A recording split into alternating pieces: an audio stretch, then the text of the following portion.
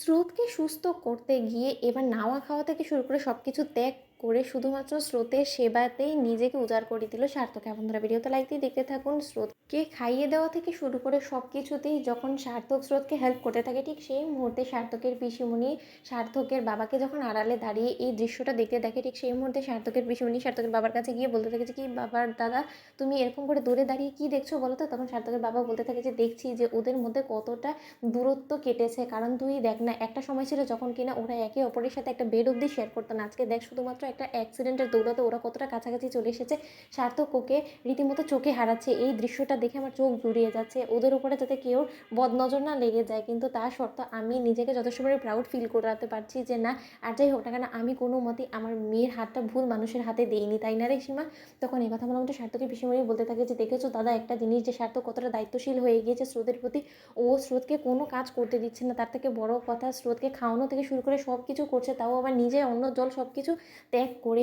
ও নিজেকে না আবার অসুস্থ করে বসে। তখন সার্থক বলতে থাকে যে, কী ব্যাপার পিসিমণি, বাবা তোমরা বাইরে দাঁড়িয়ে কী কথা বলছো বলো তো? নিষ্ঘাত আমাকে নিয়ে চুগলি করছো, তাই তো? যখন এই কথা বলার মতো সার্থকের বাবা বলতে থাকে যে, না রে, চুগলি করবো কেন বলতো?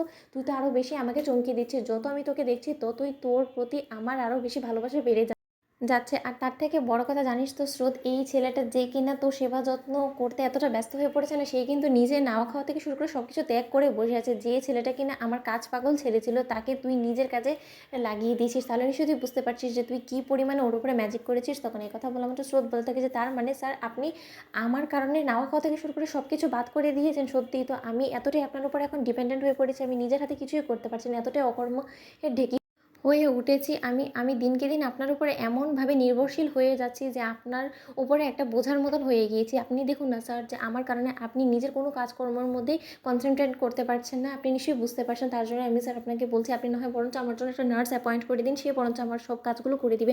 কারণ এরকম করে আপনি যদি আমার পেছনে ছোটাছুটি করতে থাকেন, তাহলে হয়তো আপনি নিজে অসুস্থ হয়ে পড়বেন। তখন আপনাকে কে দেখবে?